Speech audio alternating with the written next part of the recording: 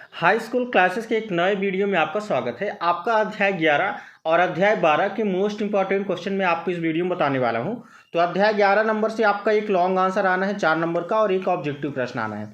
तो ऑब्जेक्टिव प्रश्न आप देख लीजिए, इनका स्क्रीनशॉट ले लीजिए। ठीक है, मैं आपको लॉन्ग आंसर बताने वाला हूँ जो आपके पेपर में आएगा। ठीक है, तो देख लीजिए, जैसे आपके सामने एग्जाम्पल है, भूकंप में मुख्य झटके की तरंग शुरू होने से पूर्व किस प्रकार की ध्वनि उत्पन्न होती है। तो आपको इसमें लिखना है अपश्रव्य। ठीक है, ऑप्शन नंबर बी पर टिक करना है। अवरस्त ध्वनियाँ कौन सुन सकता है, तो इसमें आपको लिखना है ऑप्शन नंबर सी गैंडा। ठीक है, दिए गए वक्र में आधी तरंग दैर्घ्य होगी, तो इसमें आपको लिखना है बी डी। ठीक है, इसके बाद आपके ऑब्जेक्टिव क्वेश्चन कुछ और हैं, इनको भी आप देख लीजिए। ठीक है, इसके बाद जो आपके एग्जाम में आ चुका है, इस चैप्टर से क्या प्रश्न आया है, ध्वनि मापन की इकाई, तो आपको क्या लिखना है डेसिबल। ठीक है, श्रव्य तरंगों की परास पूछा है तो 20 हर्ट्ज से 20,000 हर्ट्ज तक होता है क्या, श्रव्य तरंगों की परास। ठीक है, इसके बाद जो आपके एग्जाम में मेन इससे प्रश्न आते हैं सही जोड़ी में, देख लीजिए क्या पूछा गया है। 20 हर्ट्ज से कम आवृत्ति की ध्वनि को क्या कहा जाता है, तो अवश्रव्य ध्वनियाँ कहा जाता है।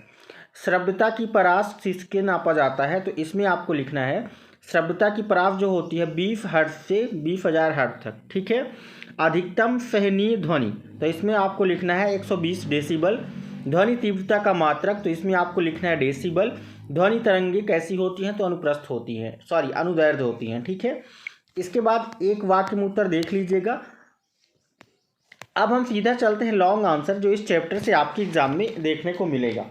तो इन चैप्टर को बिल्कुल आप तैयार करके ही जाइएगा स्क्रीनशॉट लेके, क्योंकि डेफिनेटली आपके एग्जाम में यही प्रश्न आने वाले हैं। ठीक है, तो चलिए देख लेते हैं। सबसे पहले आपके एग्जाम में जो प्रश्न आएगा डियर स्टूडेंट, पहला प्रश्न आएगा, देखिए, ध्वनि तरंगों के परावर्तन के कोई 3 व्यवहारिक उपयोग, मोस्ट इंपॉर्टेंट। इसके बाद अगला प्रश्न है, चमगादड़ अपना शिकार पकड़ने के लिए पराध्वनि का उपयोग किस प्रकार करता है। ठीक है, तो ये आपका उत्तर रहा और ये प्रश्न रहा, इनको जरूर तैयार कर लीजिएगा। इसके बाद आपका अगला प्रश्न आने वाला है, अनुप्रस्थ तरंग और अनुदैर्ध्य तरंग में अंतर।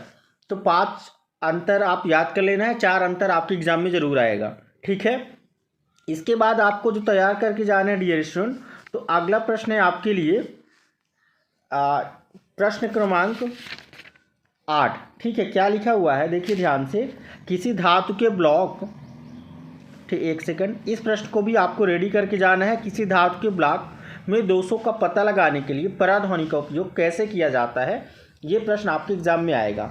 इसके बाद मोस्ट इंपॉर्टेंट प्रश्न आपका अगला है, इसको भी तैयार करना है। आवृत्ति, तरंग दैर्घ्य, तरंग वेग किसे कहते हैं, सिद्ध कीजिए कि वी बराबर न्यू लैम्डा। ठीक है, ये आपको जरूर तैयार करके जाना है, डेफिनेटली आपके एग्जाम में देखने को मिलेगा।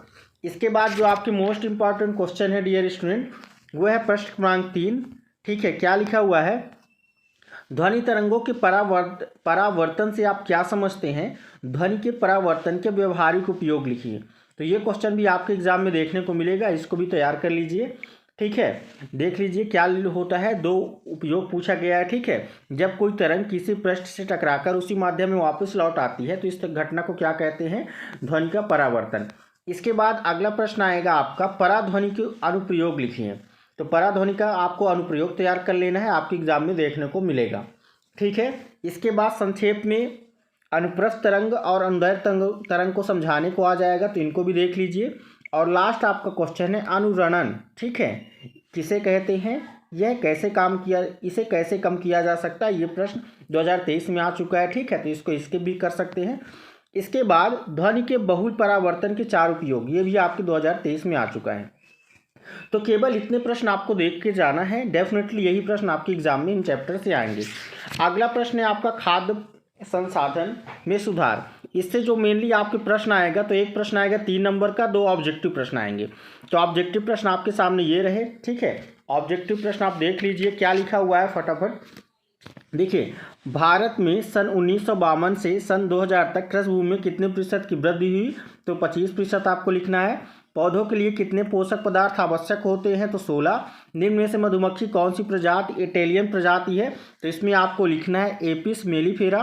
पौधों के लिए कितने सूक्ष्म पोषक तत्वों की आवश्यकता होती है, तो इसमें आपको लिखना है 7। निम्न में से कौन सा भारतीय पशु है, ठीक है। तो इसमें आपको लिखना है डियर स्टूडेंट बोस इंडिकस, ठीक है। इसके बाद देखिए ऑप्शन नंबर ए आपका सही हो जाएगा। ए और बोस इंडिकस भी है, बोस बुबेलिस भी है, ठीक है। अधिक दूध देने वाली भैंस का नाम, तो अधिक दूध देने वाली भैंस जो होती है वो होती है मुर्रा। Option number B. गाय की दुधारू नस्ल है, मतलब कौन सी गाय सबसे ज़्यादा दूध देती है, तो इसमें आपको टिक करना है साहीवाल, ठीक है। इसके बाद संसार की सबसे अधिक अंडा देने वाली मुर्गी की नस्ल कौन सी है, तो इसमें आपको लिखना है व्हाइट लैंगहॉर्न। कौन सी बकरी दूध की रानी कहलाती है, तो ये आपको लिखना है सानेन। क्या लिखना है? सानेन। उर्वरकों में निम्न में से कौन सा तत्व उपस्थित नहीं रहता है, तो इसमें आपको लिखना है आयरन। खरपतवार उदाहरण है किसका, तो आपको यहाँ पे लिखना है उपरोक्त सभी, ठीक है। इसके बाद रिक्त स्थानों की पूर्ति कीजिए।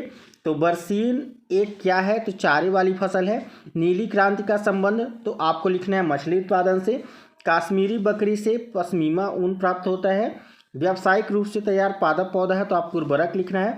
उर्वरक का सतत प्रयोग मिट्टी की उर्वरता को घटाता है, ठीक है।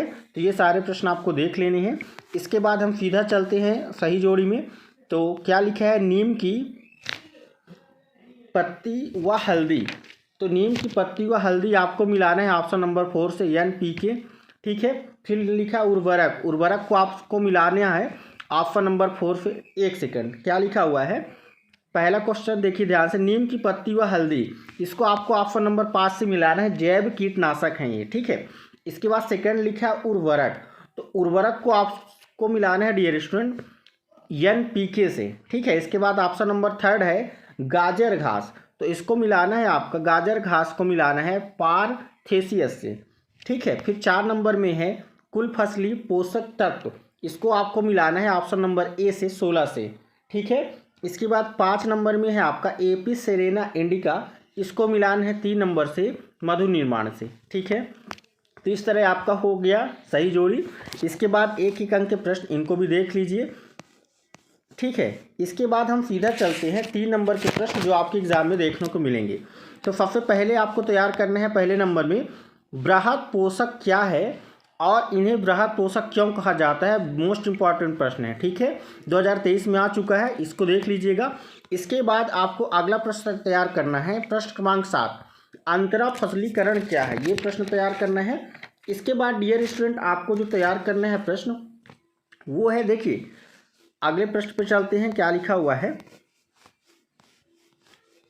ये सारे प्रश्न आप स्किप कर सकते हैं, कोई दिक्कत नहीं है, ठीक है। इसके बाद जो आपके एग्जाम में आने वाला प्रश्न है वो है संकरण क्या है, उदाहरण सही समझाइए, ठीक है। संकरण के बाद आपको डियर स्टूडेंट तैयार करना है, तो निम्नलिखित को समझाइए, ठीक है। ये प्रश्न आपको तैयार करना है कि वर्मी कंपोस्ट क्या होता है, हरी खाद क्या होता है और जैव उर्वरक क्या होता है। टिप्पणी लिखने को आएगा, तो देख लीजिए तीनों आपसे आना चाहिए, ठीक है।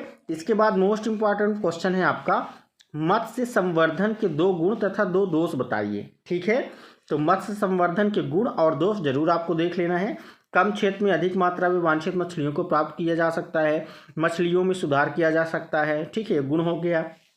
दोष क्या है, जैव विविधता का संकट उत्पन्न हो सकता है, केवल आर्थिक महत्व की तथा बहुमूल्य मछलियों का ही संवर्धन किया जाता है, ठीक है, ये हो गया। इसके बाद मधुमक्खी पालन की महत्ता एवं उपयोगिता, ये प्रश्न भी आपको तैयार करना है। और हरी खाद, ये प्रश्न भी आपको तैयार करना है, ठीक है। और लास्ट में आपको एक बार फिर से टिप्पणी देख लेना है, ठीक है। देखिए अंतर भी आ सकता है खाद के गुण और उर्वरकों के गुण में, ठीक है, तो इनको भी देख लीजिएगा। इसके ऊपर जो है आपका पोषक तत्व के नाम और स्रोत, इसको भी देख लीजिएगा, ये भी इंपॉर्टेंट है। ये दोनों प्रश्न आपका क्वेश्चन नंबर 12 और क्वेश्चन नंबर 13 इंपॉर्टेंट है। इसके बाद अंतर फसलीकरण, ठीक है, ये भी क्वेश्चन आपका एग्जाम में आ सकता है, ये भी इंपॉर्टेंट है, ठीक है। और लास्ट में आपको देखना है मिश्रित खेती किसे कहते हैं, ठीक है, ये प्रश्न भी आपके एग्जाम में आ सकता है, इसको भी देख लीजिएगा, मिश्रित खेती क्या होती है, ठीक है। इसके बाद देखिए चूंकि आपका पेपर कई सेटों में आएगा तो सारे क्वेश्चन इंपॉर्टेंट है, किसी न किसी सेट में ज़रूर आएंगे, ठीक है। इसके बाद आपको तैयार करना है सिंचाई की 4 फोर्थ, तो ये तो आप कर लेंगे। निम्नलिखित पर टिप्पणी लिखिए, टिप्पणी लिखने को जरूर आएगा, मधुमक्खी पालन, मुर्गी पालन, फसल पैटर्न, अनाज का भंडारण और मिश्रित फसल। तो टिप्पणी आपके सामने ये रहा, इनको जरूर याद करके जाइएगा।